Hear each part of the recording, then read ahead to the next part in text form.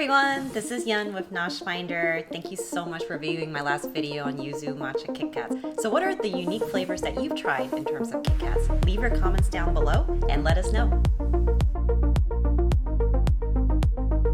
Today I'll be reviewing another unique KitKat flavor from Osaka, Japan. Looks like this one is a custard pudding flavor, and from the graphics it looks like it's supposed to be a creme brulee. Let's look at the back. See, there's a lot of writing in the back. So with my very elementary Japanese and based on some of the graphics, it looks like you can actually bake this KitKat. So I'm going to be trying two types of KitKats. I'm going to be trying the unbaked version, and then also we're going to pop it in the oven and we're going to bake it and see what it tastes like, and we'll see which one's actually better. Quick flavor fact about creme brulee. The earliest recipe for creme brulee dated all the way back in France, back in 1691. It actually lost popularity and disappeared for quite a few centuries until the early 1980s when a New York chef actually brought creme brulee back into his restaurant. And from then on, everything skyrocketed and we can see creme brulee in a lot of restaurants today. So creme brulee is made by heating up cream and vanilla bean or some form of vanilla, like vanilla extract. And then you whisk it with sugar and egg yolks in order to make custard. Place the custard in the butter ramekins and you bake it in a hot bath. Once you let it cool and refrigerate, you just sprinkle a little bit of sugar on top and you torch it to make it a crispy sweet crust. When we're going to try out our baked KitKat, we should technically see that crispy top and that custardy middle when we're biting into it. So let's find out.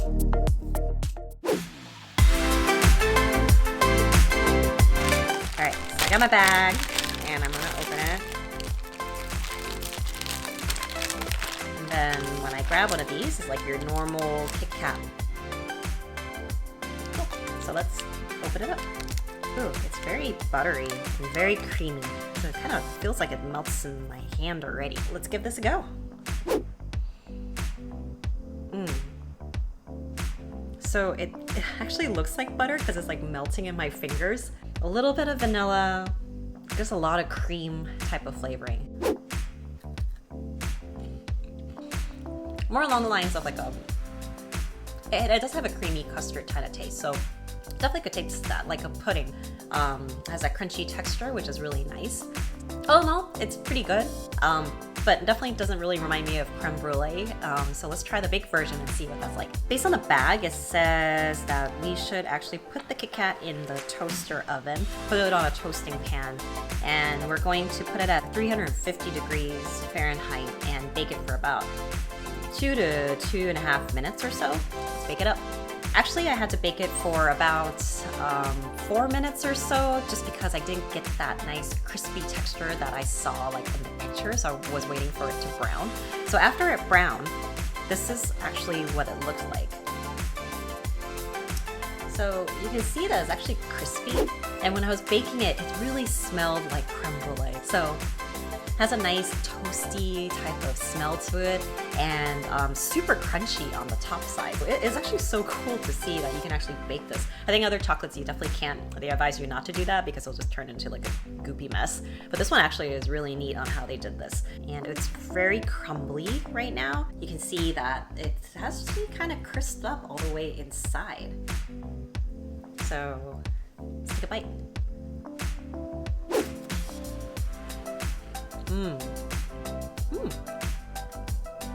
You can't really see that custard filling anymore. But it definitely has that crispy taste to it. It's almost, now it turns almost into like a kind of one of those flaky pastries instead. So it's really interesting how the texture completely changed. But I say it's pretty good. Maybe I put it in the oven a little bit too long, so that's why that custard is kind of gone. But it has that crunchy top, which is really neat. So here's what it looks like before it's baked and after it's baked. And you can see the difference on how crispy, crusty the one on the big side looks, and how creamy and just like a normal KitKat the one on the left looks.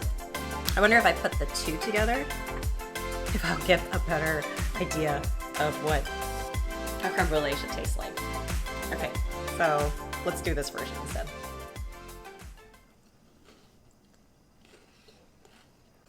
Oh my god. Oh, that's so cool.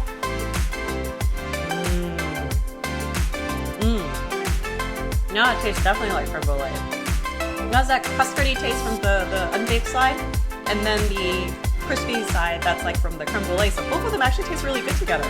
So originally I didn't think it was like that great separately, but you combine them, you bake one side and then you actually eat the other side that's unbaked together. I think it's really good. So I actually changed my entire perspective, and actually I would give this a Nosh rating of 5 out of 5. Thanks again for watching Nosh Finder today. Hope you enjoyed this video. I actually had a lot of fun, super unexpected as to how the KitKat actually turned out. I thought I was just taking one or the other, and it turned out when you combine them, it made some magic. Don't forget to leave a comment below on the unique KitKats that you've tried before. If you like this video, click the like button, and don't forget to follow me on Instagram at Nosh Finder.